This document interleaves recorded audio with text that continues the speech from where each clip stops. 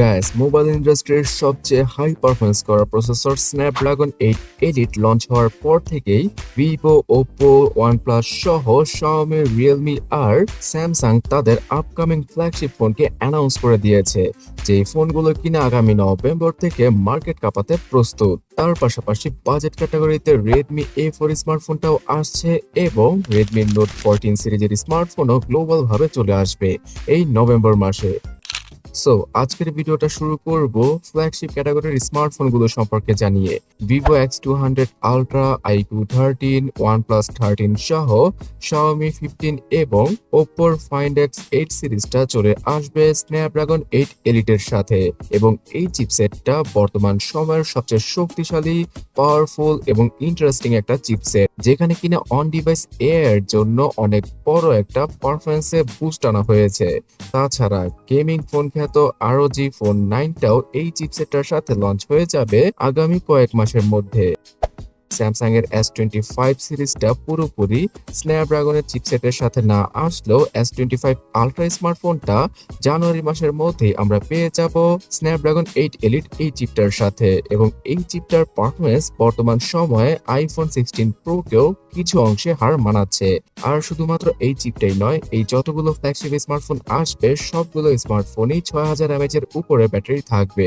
তার সাথে telephoto zoom লেন্সের ক্যামেরা, 50 মেগাপিক্সেলের ফ্ল্যাগশিপ লেভেলের সনির ইমেজ সেন্সর আর সর্বোচ্চ 24GB র্যামের স্মার্টফোন চলে আসবে আগামী কয়েক মাসের মধ্যে। এখানে OnePlus 13 স্মার্টফোনটা অফিসিয়াল ভাবে অ্যানাউন্স করা হয়েছে 24GB র্যাম আর 1000GB ইন্টারনাল মেমোরির সাথে, যেখানে কিনা আর 24GB র্যামকে ইউজ করার মাধ্যমে সর্বোচ্চ 48GB পর্যন্ত র্যাম ইউজ করা পসিবল হবে মনে মনে। আর গাইস, নভেম্বরের পর থেকে অথবা 2025 সালে যতগুলো ফ্ল্যাগশিপ স্মার্টফোনই আসুক না কেন, সবগুলোতেই কার্ভ ডিসপ্লেকে আমরা হারাতে চলেছি। হ্যাঁ, প্রতিটা কোম্পানি এখন ফ্ল্যাট ডিসপ্লের সাথেই স্মার্টফোন নিয়ে আসবে, ফ্ল্যাগশিপ টাইপের স্মার্টফোন, এবং সেই ফ্ল্যাট ডিসপ্লেগুলো চারদিক দিয়ে হালকা কিছুটা কার্ভ হবে এবং তাদের বেজেল আইফোন 16 প্রো ম্যাক্সকে টক্কর দেওয়ার জন্যই ন্যারো করে ফেলবে ভিভো, ওপো, শাওমি সহ ওয়ানপ্লাসের মতো ব্র্যান্ডগুলো। তো এতগুলো ফ্ল্যাগশিপ স্মার্টফোনের মধ্যে আমার ফেভারিট হবে গিয়ে স্যামসাং S25 আলট্রা স্মার্টফোনটি। আর এই আলট্রা স্মার্টফোনটাতে প্রথমবারের মতো স্কোয়ার শেপটাকে বাদ দিয়ে কিছুটা রাউন্ড শেপের কর্নার আনা হয়েছে, যেগুলো কিনা আপনারা স্ক্রিনে ইতিমধ্যে দেখতেই পারছেন। এর নতুন ভার্সন, 200 মেগাপিক্সেলের ক্যামেরা সেটআপ আর মাথা নষ্ট করা অপটিমাইজেশন সবকিছুই থাকবে S25 আলট্রাতে। অলরাইট, এবার জানাচ্ছি বাজেট ক্যাটাগরির রেডমি A4 স্মার্টফোনটা সম্পর্কে। গতবারের A3 থেকে এবারের A4 এ অনেক বড় একটা আপগ্রেড এসেছে চিপসেট সেকশনে। স্ন্যাপড্রাগন 4S Gen 2 কে ইউজ করা হয়েছে, যেটা কিনা অন্তত বেঞ্চমার্কে 4 লক্ষের কাছাকাছি স্কোর করতে পারে। সো এই চিপটার জন্য এবার রেডমি A4 স্মার্টফোনটা বাজেট ক্যাটাগরিতে মার্কেট কাঁপাতে পারে, বিকজ এই ফোনটা 10-11 হাজার টাকার মধ্যে বাংলাদেশে পাওয়া যাবে। এর আগে রেডমি A3 ফোনটাকে আমি শুধুমাত্র চিপসেটের দুর্বলতার জন্য কিনতে বারণ করেছিলাম, বাট এবার 90 হার্জের ডিসপ্লে, 5000 mAh-এরও বেশি ব্যাটারি আর মোটামুটি ভালো লেভেলের ক্যামেরা সেটআপের জন্য বাজেট ক্যাটাগরিতে রেডমি A4 স্মার্টফোনটাকে আপনারা কিনে ফেলতেই পারবেন, যেটা কিনা নভেম্বর মাসে বাংলাদেশে অফিসিয়াল ভাবে চলে আসবে।